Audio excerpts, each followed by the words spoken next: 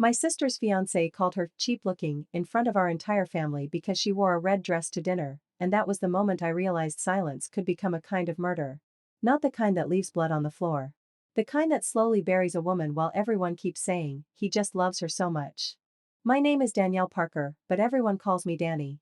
I was 34 then, living in a small condo outside Nashville, working as an operations manager for a catering company, which meant I spent most of my days fixing other people's disasters before guests noticed the cake was leaning or the florist had delivered funeral lilies for a baby shower. I was good in a crisis. Maybe too good. My younger sister, Emily, was 26 and engaged to Grant Whitmore, a man who looked like he had been assembled from every Southern mother's fantasy. Clean haircut, polished shoes, polite handshake, family money, church smile, law degree, and a voice soft enough to make insults sound like concern. The first time he came to Sunday dinner, my mom whispered, he seems so grounded. My dad said, good manners. I said nothing, because I had already seen the way Grant placed his hand on the back of Emily's chair, not affectionately. Possessively. Like he was reminding the room where she belonged. Before Grant, Emily was sunshine with car keys. She painted thrift store furniture bright blue, danced barefoot in the kitchen, took weekend trips with her friends to New Orleans just because one of them found cheap tickets, and talked non-stop about opening a boutique event space someday. She had taste. She had nerve. She had that easy laugh that made strangers at coffee shops talk to her.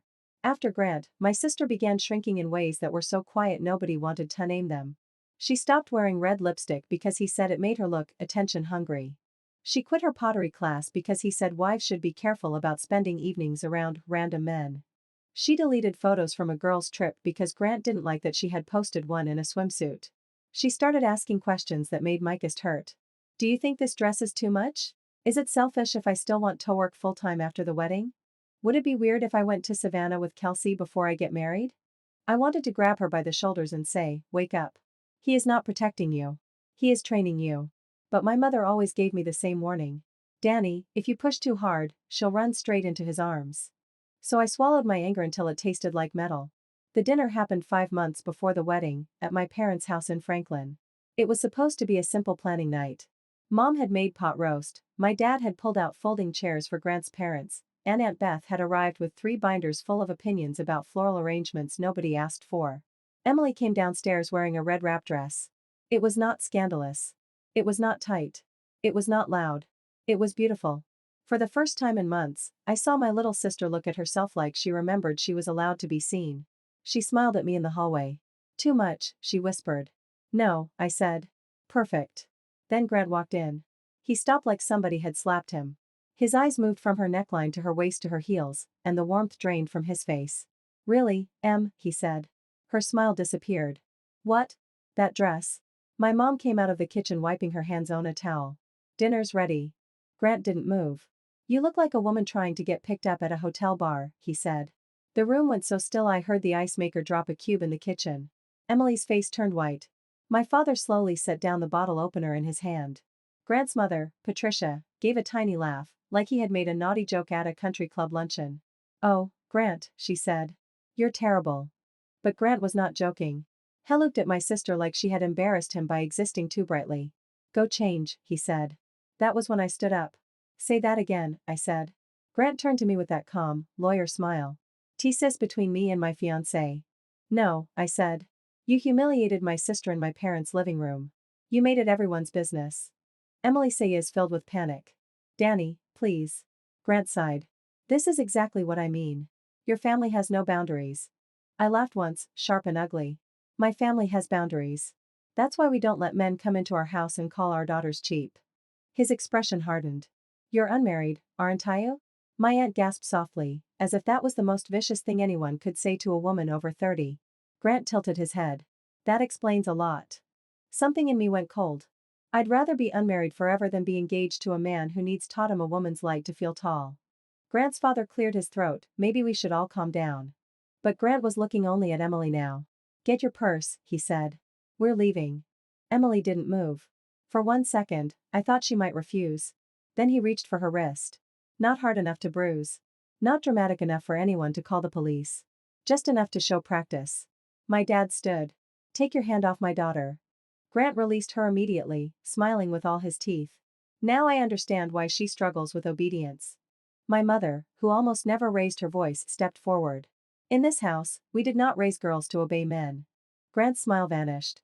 Emily burst into tears. Grant walked out first. Emily followed him, but before she crossed the doorway, she looked back at me. Her eyes were not angry. They were terrified. That scared me more. That night, she called at 11:42. You ruined everything, she whispered. I sat up in bed. Where are you? With Grant. Emily, listen to me. No.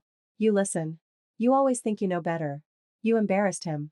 You embarrassed me. You have to apologize. Did he tell you to say that? Silence. Then her voice dropped so low I could barely hear it.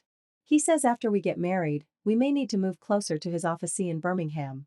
He says my family has too much influence. My blood turned to ice. Come home. If you love me, she said, stop trying to save me. The line went dead. I sat there in the dark, staring at my phone, and understood something with absolute clarity. Grant Whitmore did not just want to marry my sister. He wanted to remove her from every person who still remembered who she was. I didn't sleep.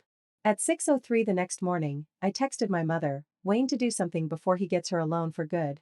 She answered 1 minute later, breakfast here. No Grant.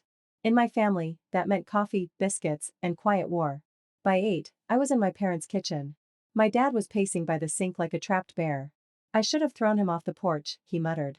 You are 63 with a bad knee, Mom said, sliding bacon onto a plate. Sit down before you become the emergency. I can still hit a man sitting down. Bill. He sat.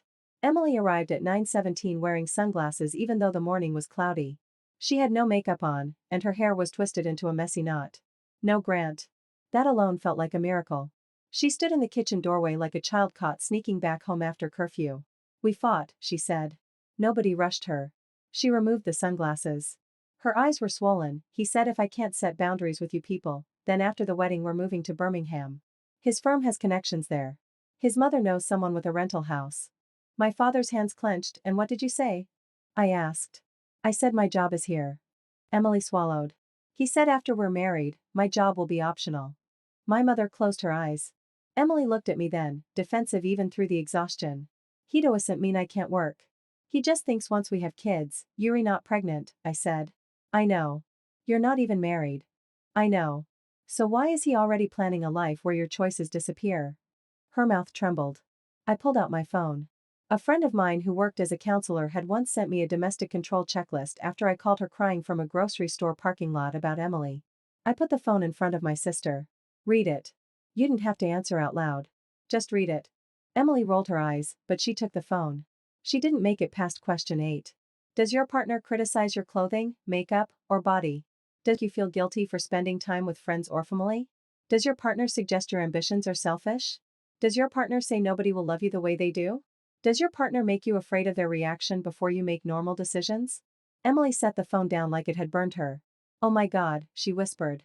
Mom sat beside her and wrapped an arm around her shoulders.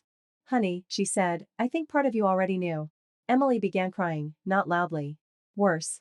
Silently, like she was ashamed to make sound, then came the first real crack in Grant's perfect image. Emily told us had been keeping things at her apartment for months. Not just clothes. Documents. Boxes. A spare laptop. A copy of her key. He had also been pushing her to create a joint wedding account and, temporarily, add his name to some of her utilities because it would be easier after the wedding. My brother Caleb, who worked as a firefighter and had less patience than a lit match, stood immediately. We're changing the locks today. Emily panicked. What? No. He'll lose his mind. That sentence, I said softly, is the reason we have to. We drove to her apartment in East Nashville that afternoon. Emily had bought it 2 years earlier with savings, a small inheritance from our grandmother, and more discipline than anyone gave her credit for. It was a one-bedroom place over a bakery, with old brick walls and windows that looked down onto the street. She loved that apartment. Grant hated it. He always called it cute for now. I thought we would find 4 suits and a toothbrush. Instead, in the guest closet, behind a stack of storage bins, Caleb found 5-packed duffel bags, a box of financial paperwork, copies of Emily's mortgage statements, printed emails with vendors, and a blue folder labeled, Future Property Plan. Emily stared at it. What is that? No one answered. Caleb opened it on the kitchen counter. Inside were printed estimates from real estate agents, notes about selling Emily's apartment after the wedding, calculations showing how much equity she had, and a list of neighborhoods near Birmingham. At the bottom of one page, in Grant's neat handwriting, was a sentence circled twice: convince her before her family interferes. Emily sat down on the floor. I felt something inside me turn from anger into something harder. He wasn't planning a marriage, I said. He was planning an acquisition. My dad called a locksmith. Caleb photographed every page. Mom sat on the floor with Emily, holding her hand while my sister shook so badly her teeth chattered. Grant called 16 times in 40 minutes. Emily reached for the phone twice. I stopped her both times. Not because you're weak, I said. Because he knows which words open the door. At 5:30, my dad sent Grant a text from Emily's phone while she watched. Your belongings will be boxed and ready tomorrow at 6. You may pick them up with a neutral witness. Do not enter my apartment again. Do not contact me tonight, Grant replied immediately. This is your sister. Then, you're making a mistake. Then, I forgive you. Then, if you embarrass me, you will regret it. Emily read the last message and went still. Caleb took a screenshot. Good, he said. Keep talking, buddy. The next evening, Grant arrived in a pressed navy suit, looking wounded and righteous. He brought his mother, Patricia, who stepped out of the car holding a designer purse like a weapon. Emily stood behind us in the hallway. Then she did something I will never forget. She walked into her bedroom, changed clothes, and came back wearing the red dress. Her face was pale. Her hands were shaking. But she stood there. Grant saw her and froze. Emily, he said softly, instantly switching voices. Baby, what are you doing? She lifted her chin. I'm giving you your things. He looked around at all of us.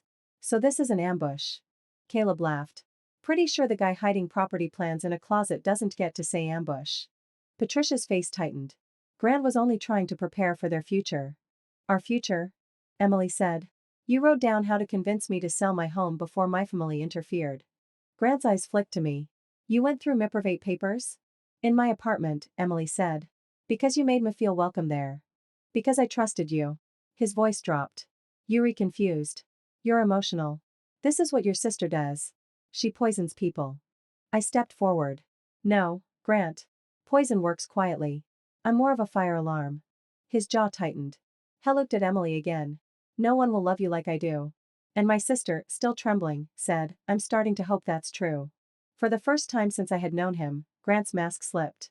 His eyes went flat. You'll come back, he said. Women like you always do. Patricia grabbed his arm. Grant. Enough. He left with his boxes, but before he climbed into the car, he turned back toward Emily. You have no idea what you just started. Wet hot, that was the worst of it. We were wrong. At 12:18 that night, Emily received a message from a woman named Claire Donovan. I don't know you, and I'm sorry to do this, but if Grant Whitmore is asking you to sell anything you own, get out now. Emily read it 3 times. Then she called me. By the time I reached her apartment, she was sitting on the kitchen floor in the red dress, phone in both hands, looking like someone had opened a grave beneath her. Claire had dated Grant 3 years earlier. At first, he was perfect. Flowers at work. Handwritten notes. Family dinners. Church on Sundays. Then came the corrections. Her skirts were too short. Her friends were bad influences. Her job at a marketing firm made her too independent. Her apartment was not suitable for a future family. Then he convinced her to sell her car because they were building together. The money went into an account he controlled. When Claire challenged him, Grant told everyone she was unstable, dramatic, and financially irresponsible. By the time she left him, half their church group believed she had used him. I was embarrassed, Claire told Emily over speakerphone. It hot, I was smarter than that. I thought women like me didn't get trapped by men like him. Emily cried quietly. Claire's voice broke. When I saw your engagement photo online, I felt like I was watching myself walk back into a burning house. That night, my sister took off her ring. She placed it on the kitchen table. I'm not marrying him, she said. Mom cried. Dad cried. Caleb pretended not to cry. I didn't. Not yet. I was too busy wondering how many women Grant had practiced on before he raped my sister. The cancellation should have ended it. It didn't. Grant turned himself into the victim within 24 hours.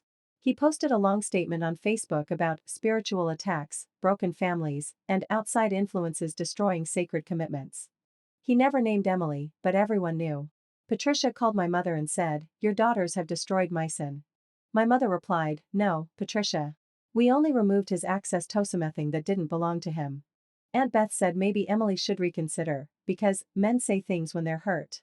I told Aunt Beth that if she ever said that in front of Emily again, I would personally remove her from Thanksgiving and replace her with a houseplant. Then the wedding planner called. Her name was Marissa, and she sounded nervous. Danny, I'm sorry. I know you're not technically the client, but I have a concern.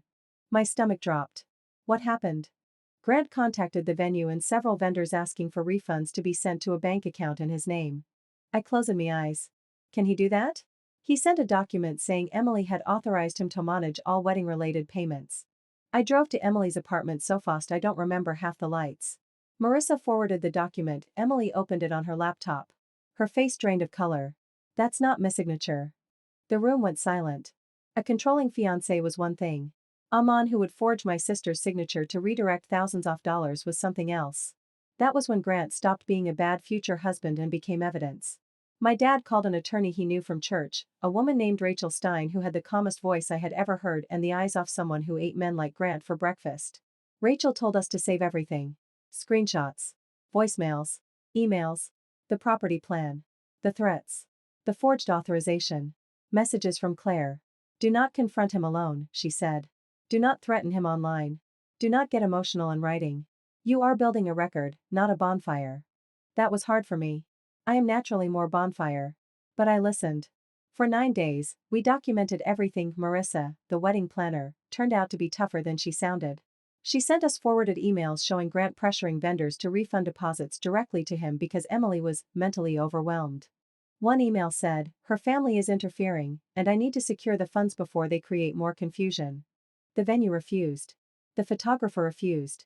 The florist, bless her, replied, "I am uncomfortable processing any refund without the bride's written confirmation from her own email." Grant responded, "She is not in a position to make clear decisions right now." Emily read that line and whispered, "He was going to make me disappear on paper before he made me disappear in real life." That was the second time I almost cried. The first confrontation happened on a Thursday evening. Grant showed up at my parents' house just after dinner, pounding the doorbell like a sheriff with a warrant. My father opened the door with his phone already recording. "Grant," he said, voice steady. "You were told not to come here." Grant looked terrible. Not broken. Exposed. His hair was messy, his collar open, his face flushed with rage. "I need to speak to my fiancé." Emily stood behind my mother in the hallway. "I'm not your fiancé." He leaned sideways to see her. "This isn't you." "Yes," she said, stepping forward. "It is. That's what scares you." Heisey snapped to me. "You did this." I smiled. "I wish I could take that much credit." "You turned her against me." "No. I turned on the light, you were already standing there." He laughed, but it sounded wrong. "You think this is over? You think you can humiliate me and walk away?" Dad raised the phone. "Everything is being recorded." Grant pointed at Emily. "You owe me." Emily flinched. I stepped toward him. "For what? The insults? The fake signature? The closet full of plans to sell her apartment?" His face changed. "Just slightly. But enough. You went through private property." Rachel, our attorney, had told us not to reveal too much. But Grant had just confirmed the folder was his. Dad caught it on video. Grant realized it 1 second too late. He backed up. "This family is sick," he said. Mom's voice was soft. "Then stay away from us." He left, but not before whispering something that chilled me, "You people don't know what my family can do." The Whitmores were not celebrities, but in our part of Tennessee they were close enough. Grant's father owned commercial real estate. Patricia sat on charity boards. Their name appeared on plaques in private schools and hospital wings. They knew judges, pastors, bankers, and people who loved power so much they mistook it for character. Within 2 days, the whispers started. Emily was unstable. Emily had a history of jealousy. Emily's sister was bitter and controlling. Emily had used Grant for wedding money. Someone anonymously emailed Emily's boss, suggesting she was involved in financial misconduct related to cancelled wedding deposits. That was the moment my sister broke. Not in a loud way.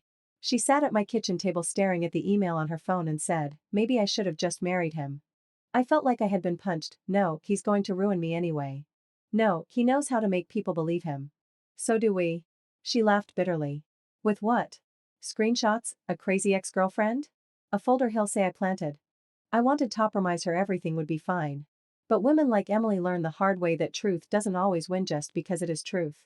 Sometimes truth needs timing, witnesses, documents, and a room full of people who can no longer pretend they didn't hear it. So I said, "Then we stop defending ourselves in whispers." Emily looked up. "What does that mean?" "It means we let him walk into his own performance." The opportunity came from the ugliest place possible. Patricia Whitmore announced she was hosting a small reconciliation brunch at the Belmead Country Club. She invited my parents, Aunt Beth, 2 pastors, Grant's father, several family friends, and Emily. The invitation was written like a peace offering. It was not a peace offering. It was a courtroom without a judge. Mom wanted to refuse. Dad wanted to show up with a baseball bat. Rachel, our attorney, asked one question. Will Grant be there? Yes, Emily said. Will other witnesses bet here? Yes. Rachel leaned back in her chair. Then go. Emily looked terrified. Rachel continued, not to argue. Not to cry. Not to prove everything. Go calm. Let him speak. Men like Grant rely on women losing control first. Caleb grinned. And if he doesn't? Rachel smiled for the first time. Then we help him. The brunch was on a Sunday. Emily wore a cream blouse, dark jeans, and red lipstick. Not the red dress. Not yet. I rode with her, and I felt her shaking the entire drive. You don't have to do this, I said. Yes, I do. No one will think less of you. I'm not doing it for them. She looked out the window. I'm doing it because he keeps making me feel like I have toe hide. The country club dining room smelled like coffee, money, and old wood polish. Patricia had reserved a private room with a long table and windows overlooking a perfect green lawn. Grant stood near the fireplace in a gray suit. He looked rested. Handsome. Sat in exactly the way people trust. When Emily walked in, he softened his face. He said. You look beautiful. She didn't answer. Patricia kissed the air near Emily's cheek. Sweetheart, thank you for coming. We all just want healing. I almost choked. The brunch began politely. Too politely. Coffee poured. Silverware clinked. A pastor named Reverend Miles talked about forgiveness. Grant's father said families should not let misunderstandings destroy futures. Then Patricia turned to Emily. Dear, I think everyone here would feel better if you acknowledged how deeply Grant has been hurt. My mother's hand tightened around her napkin. Emily sat straight. I'm not here to apologize for ending the engagement. Aunt Beth made oddly noise. Grant lowered his eyes. I never wanted an apology, he said softly. I just wanted the woman I loved to stop being controlled by her sister. There it was. The show. Every head turned slightly toward me. I smiled and sipped my coffee. Emily said, Danny didn't make you call me cheap. Grant sighed. I reacted poorly to a dress. I admit that. But you know I never meant to hurt you. You told me I looked like you was trying to get picked up at a hotel bar. Reverend Miles shifted uncomfortably. Grant looked wounded. And I have begged God for forgiveness for that sentence. I leaned toward Caleb and whispered, Oscar season. He kicked me under the table. Grant continued, voice shaking now. But what nobody is discussing is how your family invaded my privacy, stole my papers, and turned normal premarital planning into some dark conspiracy. Emily's voice stayed calm. You kept those papers in my apartment. Because we were building a life. You wrote down how to convince me before my family interfered. His jaw moved. I wrote notes, people write notes. Patricia placed a hand over her heart. This has become so cruel. Then Emily opened her purse. Not dramatically. Quietly. She pulled out a printed copy of the forged authorization and placed it on the table. Did you write notes about this too? The room stilled. Grant stared at the paper. His father leaned forward. What is that? Emily said, a document Grant sent Tuvenders claiming I authorized him to receive wedding refunds. Grant's face hardened. That's not what happened. Marissa, the wedding planner, stepped into the room. Patricia's mouth fell open. Behind her came Rachel, our attorney. Then Claire Donovan. That was the third twist. Grant stood so quickly his chair scraped the floor. What the hell is this? Rachel smiled politely. Witnesses. Patricia looked furious. This is aggravate family matter. No, Rachel said. Forgery and attempted diversion of funds are not private family matters. Grant pointed at Claire. You have got to be kidding me. Claire looked pale but steady. Hi, Grant. The room changed. It was subtle, but I felt it. People who had been ready to watch Emily apologize suddenly realized they were not at a reconciliation brunch, they were at an unveiling. Grant tried to recover. This woman is unstable. She has been harassing me for years. Claire laughed once, but there were tears in her eyes. I haven't spoken to you in 3 years. Rachel placed a folder on the table. We have emails from vendors. Screenshots of threats. A property plan found in Emily's apartment. A disputed signature. A previous account from Ms. Donovan involving similar financial pressure. We are not here to debate feelings. We are here to make sure Mr. Whitmore stops contacting, defaming, and financially interfering with Ms. Parker. Grant's father turned slowly toward his son. Grant. That one word had more fear in it than anger. Grant's mask began slipping piece by piece. "You're all insane," he said. Emily stood. Her voice shook, but it carried. "You told me nobody would love me like you. You were right. My family loves me without needing my passwords. My friends love me without taking my house. Danny loves me enough to be called bitter, jealous, and crazy if that's what it takes to pull me out." I finally cried then. Just a little. Grant's eyes were black with rage. "You think this makes you strong?" "No," Emily said. "Leaving did." He stepped toward her. Caleb stood. My dad stood. Even Reverend Miles stood, which would have been funny under different circumstances. Grant stopped. Rachel's voice cut through the room. "Mr. Whitmore, you will not approach my client." For 1 second, nobody breathed. Then Emily reached into her purse again. She pulled out the engagement ring. She placed it on the white tablecloth, where it looked suddenly small and stupid. "You wanted something back," she said. "Take this. It's the only part of me you ever owned, and even that was temporary." Patricia gasped. Grant looked at the ring, then at Emily, and I saw the moment he understood. Not that he had lost her. That she was no longer afraid of him. That was the real revenge. Not shouting. Not ruining him with one dramatic speech. Not throwing wine in his face, though I had imagined it many times. The revenge was my sister standing in a room he had chosen, in front of people he trusted, and refusing to be small. Rachel sent formal letters that week. Grant was warned to stop contacting Emily and stop making false claims. The vendors preserved their records. The forged signature did not become a big public trial, partly because Grant's father moved fast to contain the damage, and partly because Emily did not want her healing turned into a local circus. But Grant did not walk away clean. The country club story spread quietly through the exact circles Patricia had tried to control. The pastor stopped using words like misunderstanding. The charity board ladies stopped inviting Patricia to planning lunches for a while. Grant's firm placed him on leave after the vendor emails were forwarded through Proposite personally, which told everyone enough.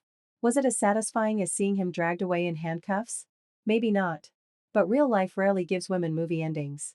Sometimes the victory is simply making a powerful man explain himself to people who used to protect him. And watching him fail. Emily's healing was not instant.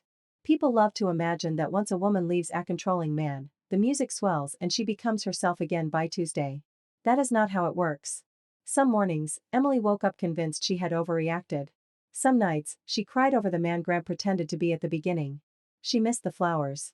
She missed the good morning texts. She missed the version of him who held her hand at church and told her she was the safest place he had ever known. Abuse is cruel that way. It doesn't only hurt you with the bad memories. It traps you with the beautiful ones and dares you to call them lies. But slowly, my sister came back. She changed her locks. She changed every password. She blocked Grant, Patricia, and 4 of Grant's friends who tried sending concerned messages. She started therapy. She called her old pottery teacher and asked if there was still room in the Thursday class. She applied for a small business workshop for women entrepreneurs. And 3 weeks after the country club brunch, she bought tickets to Savannah with Kelsey, the trip Grant had once said was inappropriate for an engaged woman. This time, she did not ask permission. She invited Claire too. That surprised me most. Claire said yes. There was something heartbreaking and beautiful about 2 women who had almost been swallowed by the same man walking through a bright old city together, eating seafood, taking photos under live oaks, and reminding each other they were not stupid for being loved badly by someone who had practiced looking good. The night before the trip, Emily came to my condo with a yellow suitcase. She unzipped the side pocket and pulled out the red dress. It had been cleaned and pressed. She held it against her body. "Is it pathetic if I bring it?" I felt my throat close. "No," I said. "It's perfect." She looked at herself in my hallway mirror. I still hear his voice sometimes. "I know. I hate that. I know." She turned to me. "Do you think I'll ever stop feeling embarrassed?" "Yes," I said. "But not because everyone forgets. Because one day you'll care more about being free than being misunderstood." She nodded slowly. Then she laughed, just once. It was not her old laugh yet. But it was hers. That was enough. Before she left, she hugged me so hard my ribs hurt. "I'm sorry I told you that you ruined everything." I hugged her back. "I'm sorry I yelled at dinner like a lunatic." She pulled away and wiped her eyes. "No. Don't be sorry." Then she said something I will carry for the rest of my life. Sometimes a woman needs somebody else to scream because he already stole her voice. Today, Emily is not magically healed. She still has days when she doubts herself. Days when a certain cologne in a grocery store makes her hands shake. Days when she sees a couple in a restaurant and wonders why love looked so easy for them and so dangerous for her. But she no longer confuses control with devotion. She no longer calls fear respect. She no longer asks me if red is too much. She opened a small event styling business 1 year later. Her first office was a rented studio with exposed brick walls, mismatched chairs, and a red front door she painted herself. On opening night, Mom cried before anyone even cut the ribbon. Dad pretended to inspect the hinges because he cannot handle emotions unless they come with tools. Caleb brought champagne. Claire came too. So did Marissa, the wedding planner, who eventually became Emily's first steady referral partner. And I stood in the corner watching my little sister greet guests in a red jumpsuit, gold earrings, and lipstick bright enough to stop traffic. At one point, she caught me staring. "What?" she asked. "Nothing," I said. She narrowed her eyes. "You're crying." "I am not." "You are. Shut up and go be inspiring." She laughed then. Really laughed. The room turned toward her because that laugh still had power. Grant wanted to manage her. He wanted to move her. He wanted to own the apartment she bought before he ever entered her life. He wanted to make her smaller and call it marriage. Instead, he became the reason she learned the difference between being loved and being claimed. As for me, I am still the intense sister. Still unmarried, if anyone is keeping score. Still too loud at family dinners, still the woman people call dramatic when I notice danger before they are ready to admit it exists. I used to hate that about myself. I don't anymore. Because sometimes love is not soft. Sometimes love is changing locks. Sometimes love is saving screenshots. Sometimes love is standing up in the living room when everyone else is frozen and saying, "Do not speak to her like that." Sometimes love is being the difficult woman in the room so another woman can remember she is allowed to leave. And if anyone ever calls me bitter, jealous, dramatic, or too much for defending my sister, they can get in line behind Grant Whitmore. I have survived worse words from better men. But I will never forget the night Emily wore that red dress to dinner, not because he insulted her. Because for 1 second after he did, everyone saw the truth. A man who loved her would have told her she looked beautiful. A man who wanted to own her told her to change. And thank God, that time, someone finally told him no.